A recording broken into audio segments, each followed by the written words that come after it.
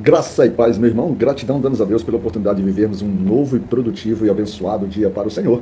E, de fato, foi um dia voltado para os nossos corações levado a Deus. Hoje foi o dia que nós celebramos nas Forças Armadas, aqui na cidade de Belém, aquilo que nós conhecemos como Páscoa dos Militares, né?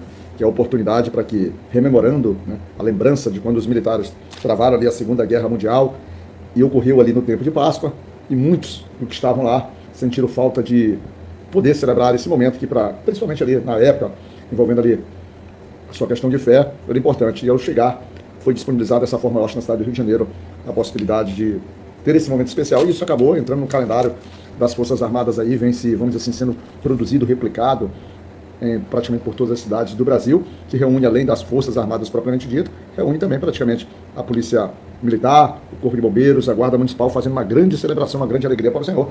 E esse evento ocorreu hoje pela manhã, na Capela Evangélica da Aeronáutica, e estava sob a coordenação da Força Aérea Brasileira, na pessoa do pastor Alcides, pastor e capitão da Aeronáutica. Foi um momento realmente de bênção, de comunhão, um momento de inspiração à palavra e um momento também em que pessoas conheceram a Jesus. Maravilha. Então não há um presente maior.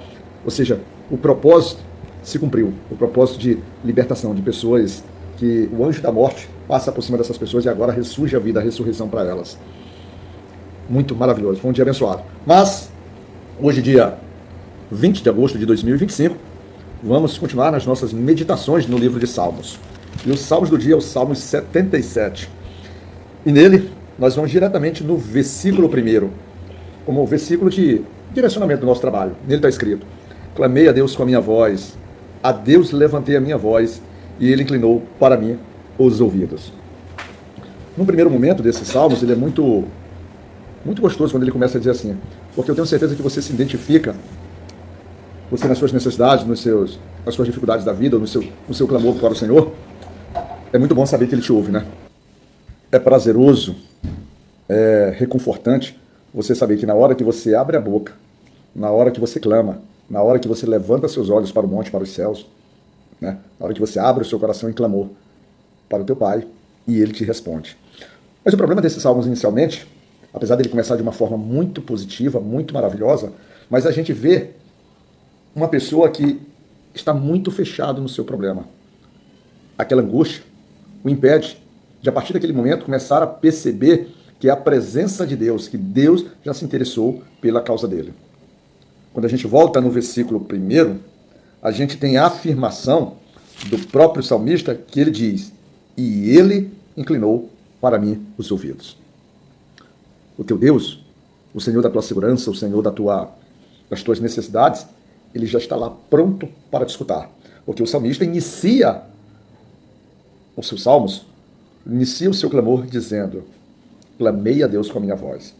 Mas como eu disse, nós temos um salmista, alguém, uma pessoa que efetivamente sabe onde buscar a sua paz, sabe onde buscar a sua ajuda, o seu apoio, a sua segurança, sabe que os ouvidos do Senhor estão inclinados a ele, mas ele está completamente absolvido pela dor, pelo medo, pelo sofrimento, talvez até mesmo pela falta de esperança. Quando a gente lembra aquela passagem de Pedro caminhando sobre as águas, imitando aquilo que o seu mestre fazia.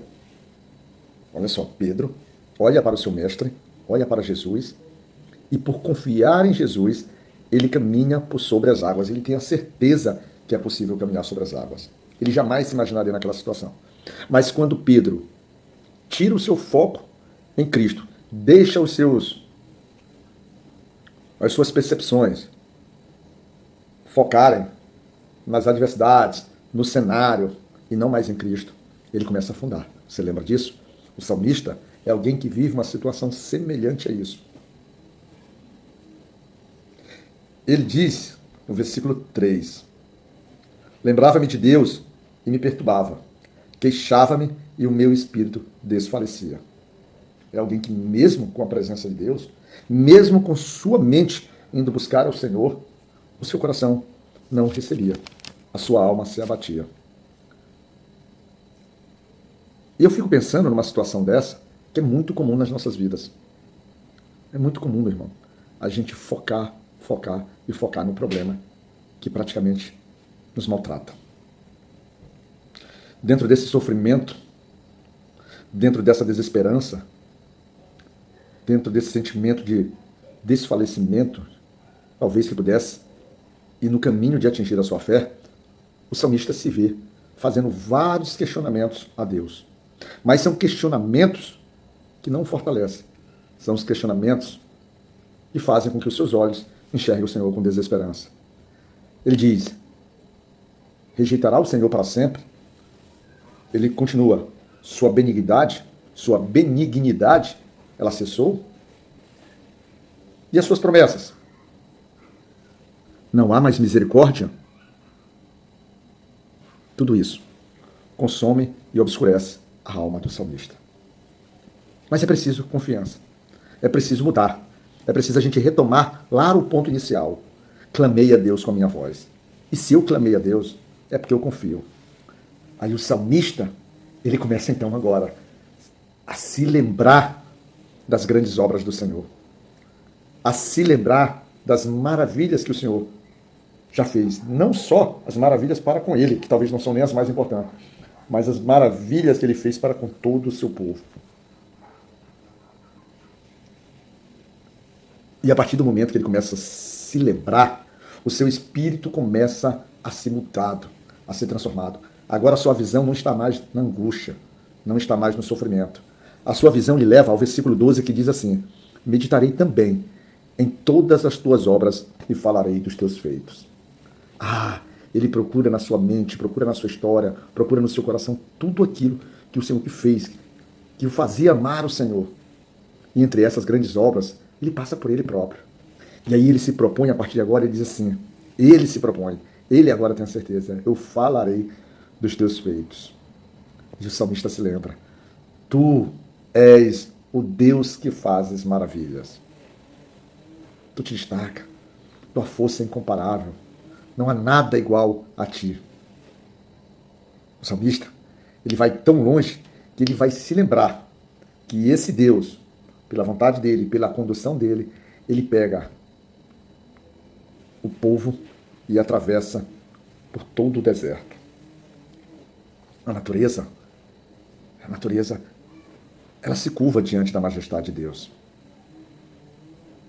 Pai, quando ele faz uma rememoração do feito do Mar Vermelho, ele usa uma expressão linda para justificar o tamanho do poder e da grandeza de Deus.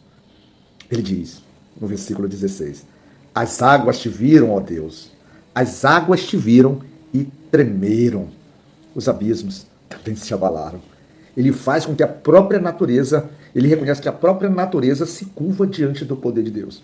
E como o salmista poderia então permanecer focado naquele sofrimento, naquela angústia? Não há razão, não há propósito. Por quê? Porque o Senhor é aquele que guia, o Senhor é aquele que conduz, o Senhor é aquele que nos faz chegar ao objetivo. O Senhor está conosco nas nossas batalhas.